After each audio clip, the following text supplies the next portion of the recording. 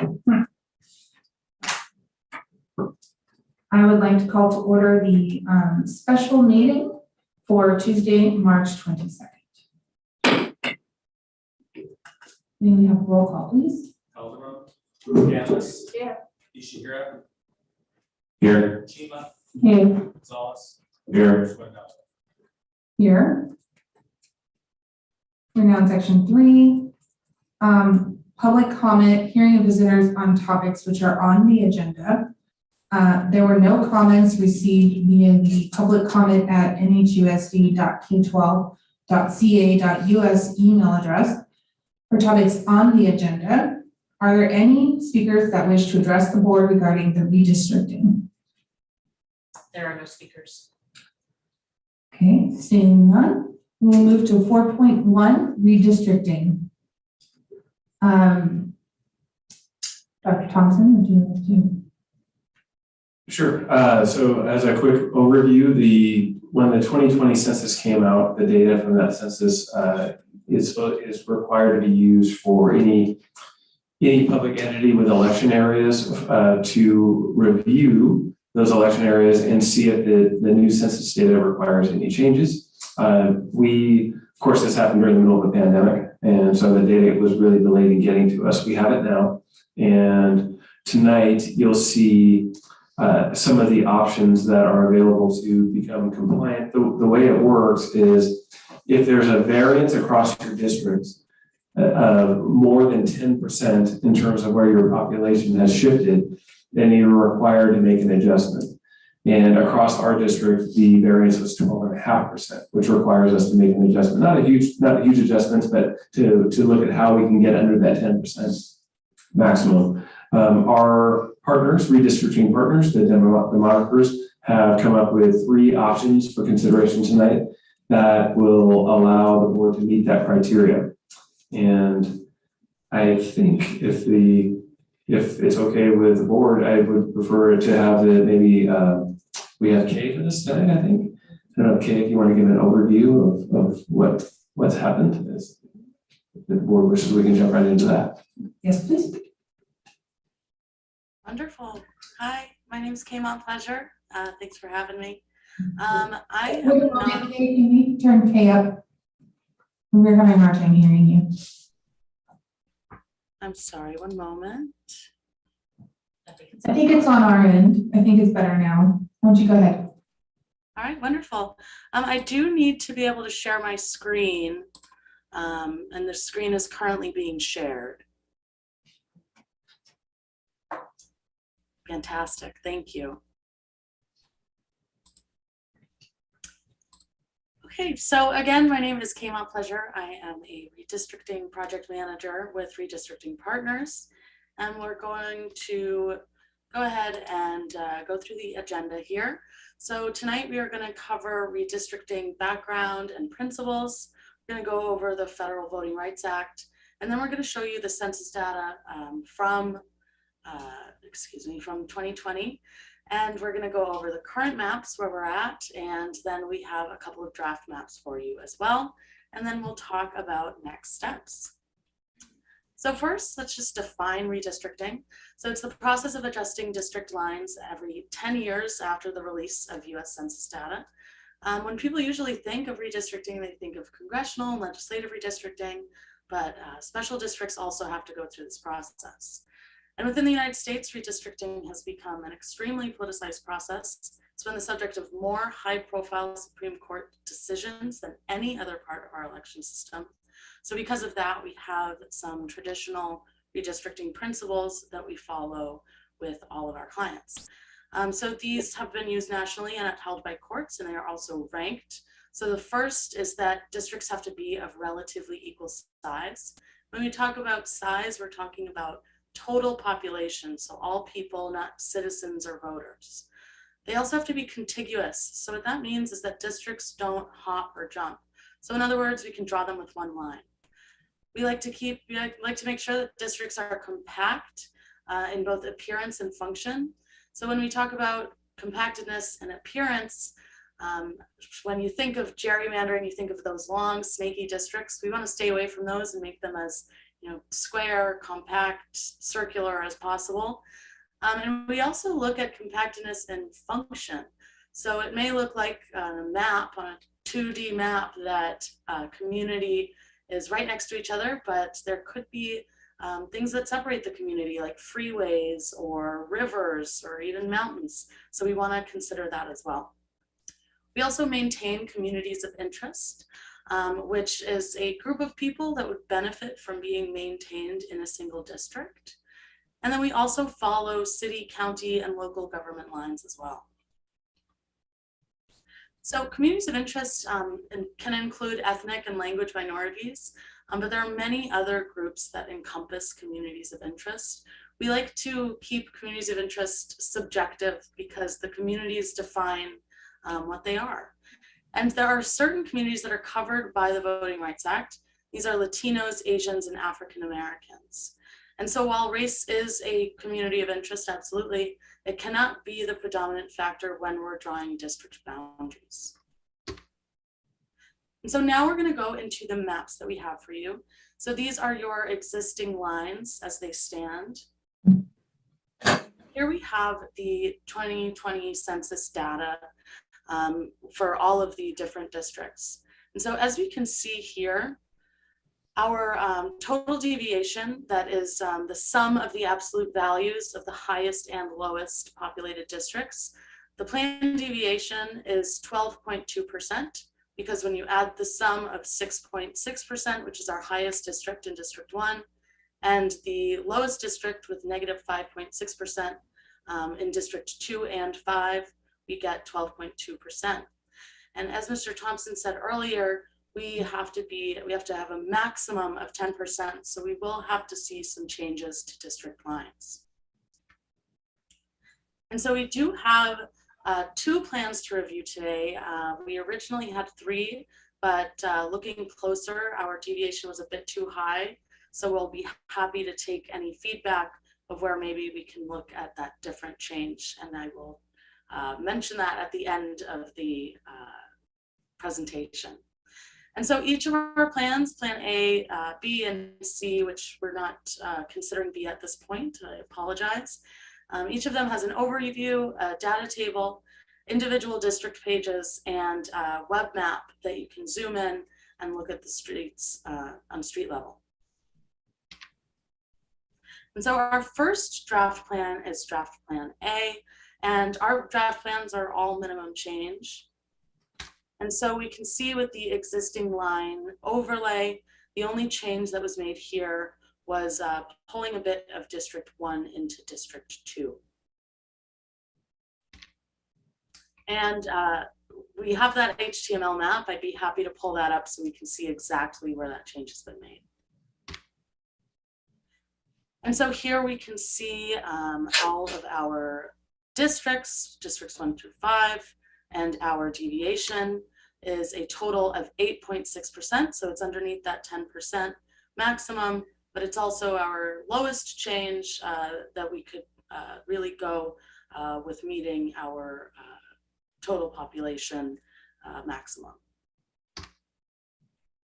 And then we have Draft Plan C, where we have the same change that we saw in Draft Plan A, but an additional change in bringing sum of 4 into 5. So we are we're evening out, equalizing the population even more. So we have our data table here for Draft Plan C with a total deviation of 2.6%, which is a very, very low deviation, great deviation. So with this, the committee can make use of the mapping options in a number of ways. You can identify a plan that you would prefer with an understanding that none of these are final plans. These are all draft plans, and we're hopeful to take your feedback, and it is an iterative process. You can also suggest possible changes to the draft maps that were made, and we can provide those adjustments to the boundaries at our next meeting. And then you can also put it out for public input, and the public would be very willing to tell us where we got the lines wrong. So input is our best friend when developing these final plans. So just to look at the timeline, Tonight is our introduction to redistricting and also showing you those first two draft maps. March 29th is the community forum, and April 12th we'll have another draft maps, which with the feedback from tonight and the community forum and possible final adoption, and if necessary, final adoption on April 19th. And I just wanted to go back to show you draft plan B. So the only change to draft plan B was the change that we saw in 4 and 5 in draft plan C, but unfortunately the deviations are too high between 1 and 2, so we will have to make a change within districts 1 and 2, bringing some of 1 into district 2. But on top of that, we cannot just do the one change in 4 and 5. And that is my presentation, and I will stop sharing my screen so I can go back.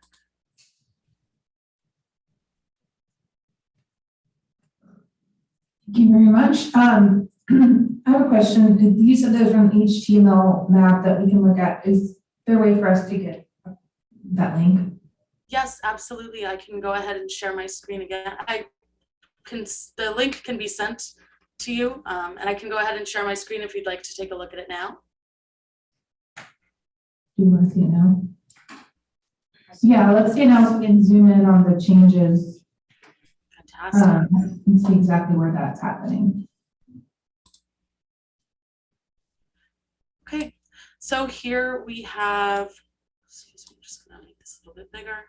We have draft plan A, where we see that change between 2 and 1. So we can really zoom in here and look exactly where those changes are. So it goes up Tamarack Drive, then it goes over to May Road. So it does look like there are some neighborhoods that may be split. We can look at fixing that, but it does depend on where the census blocks are. So we can, do an additional one where we get that little bit here, as well as this area over here. And then we also have draft plan C. That's the same change in 2 and 1. And then we also have this additional change to 4 and 5, where it goes up Regents Boulevard to Lisa Drive, up Cabello Street to, Fair Ranch Road, and then down Alvarado Boulevard, that same, the same boundary that it already is at. Any question? Is this plan A? This is plan C, has this change to 4 and 5, along with the same change that we saw in plan A. So what is the difference between plan A and plan C? So the difference between plan A and C is very small. The only difference, since this between 1 and 2, that change is exactly the same, but plan C has an additional change to 4, each of the districts even more equal in size. So I can see the map, but I am trying to understand in terms of the percentages of population and 4 and 5. So, if we go to plan A, I mean, if we, for example, the scenario, if board adopts the plan A, how much will be the deviation in that case? So the deviation for plan A was 8.6%. 0.6? 8.6. What's the deviation for C? The deviation for C, it is, excuse me, I just have to find it really quick. 2.6. And for A, it's 8 point, you said? 8.6, that's correct. 6. And for C, it will be 2.7. Right, that's okay. Can I answer your question? Trustee Machine, sorry. No, I thought I did, but I brought them both up A and B together, and I'm able to figure that out. But are you sorry, did I miss? Are they going to send us the HTML link so that we could actually look at it independently? Yes, absolutely. Okay. Okay.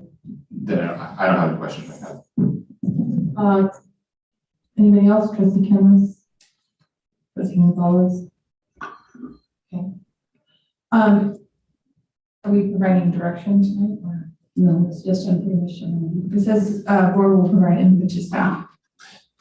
Yes, next week we'll have our community forum and public hearing basically gather feedback. So if the board would like to look at other options, it would be good to give us direction because we want to make sure our community is aware of what we're doing. And Can someone email us all that link then so we can? Kate wants to send it to Dr. Shops and myself. We'll get it to the board tonight. Yeah. Yes, give me just one moment. Needs to happen now. We're going to write feedback. I mean, I guess in terms of overall feedback, just between draft plan A and B and C, with regard to the difference between 1 and 2. By having 2 jut into area 1 as it is right now, it kind of violates the principle around compactness and regularity. It has this weird kind of jutting in, along Tamarack Knolls. So that should be one thing that I would probably call out in why I might be in favor of B over A and C. You would have too much variance. Yeah. What's that? B is B would have too much variance. It's not on the table. B is not even an option. It's not an option. So either the only 2 valid options both have that addition to area 2. So if there's a feedback you'd like to give of where area 2 could pick up somewhere population with, we can look at.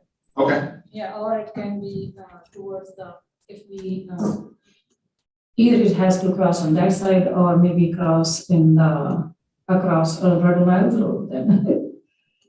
Or maybe in the end of the other side. if I can comment on that a little bit. When we were looking at options, we were looking initially up towards the Hayward side, but you would probably, if we made a change up there, we wanted to keep, one of the goals we had when we were looking at this was to keep schools in the same trustee areas. So when you go up, if, for example, if you look at if we made an adjustment on the Hayward side of trustee area, want to move some of that over, we couldn't come up with a configuration that wouldn't involve Conway shifting over in area 2, if that makes sense. And if you take a look down below area 2, that's all really area 3. And the one thing we have to do is take something from area 1 and put it into area 2. So there aren't that many options, and that's why it looks a little wonky like that. Yeah, and if we went across Dakota, that's taking away that manual. And then between those, that's just the cemetery. There's no residents, so. There are some residents in Tamarack area. Yeah, there are. That's the current area we're talking about moving. Right. But Yeah, so that area is cemetery.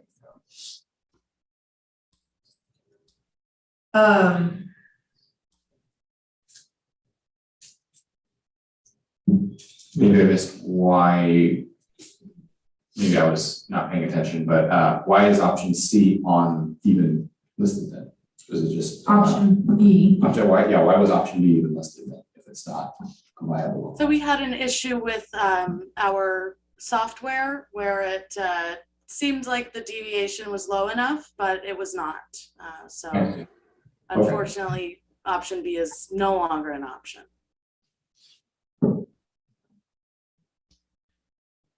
So I think the thing is because area 2 is the lowest, has the most population change as in reduction of population, Mhm. area 2 has to expand. Mhm. So it's just a matter of where. Which way to try to expand it. And without changing which schools are in which areas, and that was, I think, probably the only option. Right. Yeah. So, I mean, if Trustee Nishiger, if you'd like to see other options, Or if we would like to see other options for expanding area 2, then we can do that. But I mean, on the north end, towards Hayward, I mean, the end of area 2, that's the end of our district. Mhm. So we have to cross Mission or Dakota or Alvarado-Niles or move it over into area 3. Okay. Some more, There is a gap between area. but there's a creek there at Sherman, which is why that's that way. And after that, there is an industrial area. Right? Yeah. There is no population pickup. Yeah, to that side.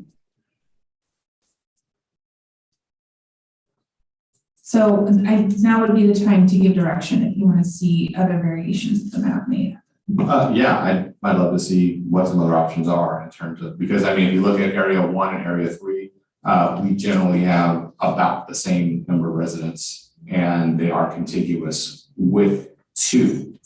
And so I think the difference is 7. Yeah, I'd love to see some other options. To be clear though, I think, and correct, Kate, step in and help me here if I'm not correct, there has to be an adjustment from 1 to 2. So that's, you can't take from 3 to give to 2, it has to be from 1 to 2 because of the variance. Is that correct, Kate? Yeah, we could see, if we did that, we would have to make the change between 4 and 5. But we could see what we can do. It would be a high deviation, but that could be possible, maybe. I would really have to go in and see if we can do that. But an option for some of District 1 to go into District 3 rather than District 2? I think it would be, if I understand correctly, it would be potentially taking from 3 to give to 2 instead of 1 to 2, or a hybrid of those. Did I get that correct? Yeah. So I will not work, I think, because of the small area, the Graphics and information for the areas that we're proposing to move into other areas. Like this little neighborhood in area 1, moving into 2, like what does that demographic look like? How many residents, et cetera? residents and also the, And then the one. the further deviations like which, Or, Spanish, and it might dilute those trust areas in terms of the number of Hispanics, Yeah. if we move to the other side.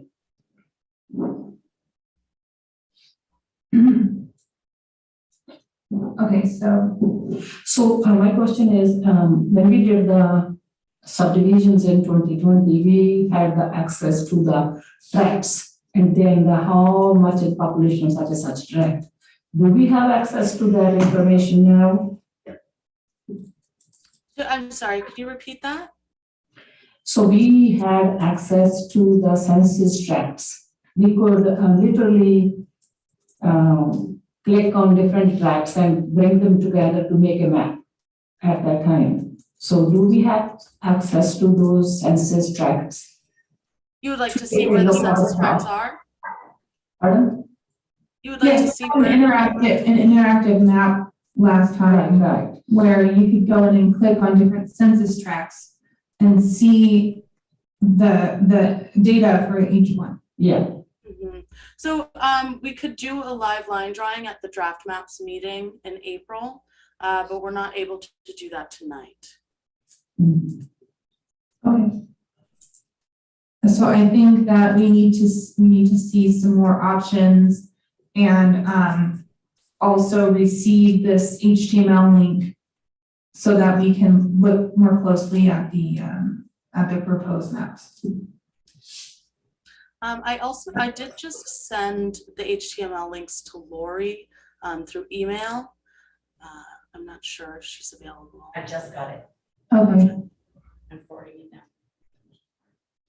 Hopefully, could you just make sure you can open it as well? Sometimes our links can be a little tricky. They're good, Kate. Good, wonderful. I mean, in my opinion, you know, these are going to be the trust years for the next 10 years. We shouldn't be considering ourselves. Right. We should be considering what's the lowest deviation. If Right. the trends continue, Yeah. then we should go with the lowest deviation so that by the time the next census is done, we're not at, 12% down, in my opinion. But yeah, I mean, so right now, I would probably go with both of the changes, but it would be interesting to see some other options. Absolutely. And so when we do look at drafting maps, there are a number of things that we're looking at. So one of you mentioned that the compactedness isn't really there in 1 and 2. So we wanted to make sure that we kept communities together, schools together, all of that. So if there is an area that you think would benefit from being in 2 or even 3, that would be really helpful information too. Any communities that you could think of that maybe would be better suited.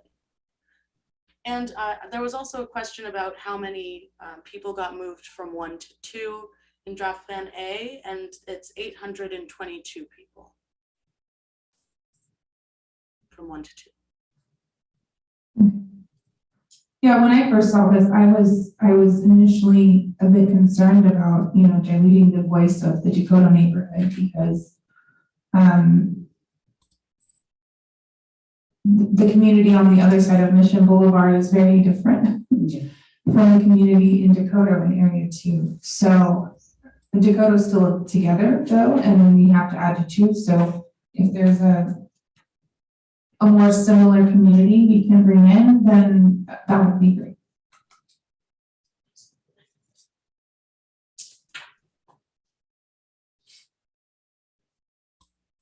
Okay.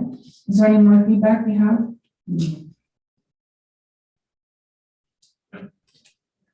So as far as process goes, and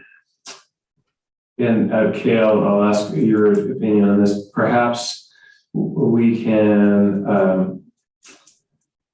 come together this week and try to come up with some other variations that can be shared with the board. And then we can also share those to figure that out. And next Tuesday, we have the, of course, the board, I don't think all board members are available next Tuesday, but if you are, then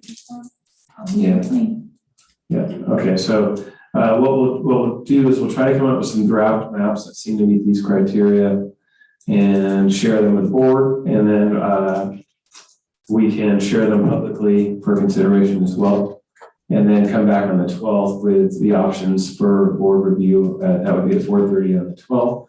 And we'll hold a public hearing at that time too, based on that feedback. And then, we have the fallback of coming back for a third time and having this agendized for our April 19 meeting as well. So we have some time. So, but I don't want to miss the opportunity to engage with the community next Tuesday if we can. So does that sound okay? Clarifying question, is the idea to have the new maps available next Tuesday for the community? Mm-hmm. Okay. Yep. They're in your email. We'll be talking about any other options that might be, Trustee Nishihiro was interested in looking at something other than, it is a little funny looking at that one little piece sticking out. In that, so if there's a way It that does look gerrymandered. it does, if you look at other areas, there are some wonky little lines here and there, but that one does stick out. So maybe we can come up with something that might pinch a little from 3 and the natural fit between 1 and 2 was the largest deviation. Okay, correct if I'm wrong, but those 2 districts had the District 1 had the largest plus and District 2 had the largest minus. Can you have the largest minus? I guess you can. And maybe if you could just pull this up one more time so we can see the deviations that are present now that equate to that 12.3% or whatever it is. Absolutely. I could just pull this up.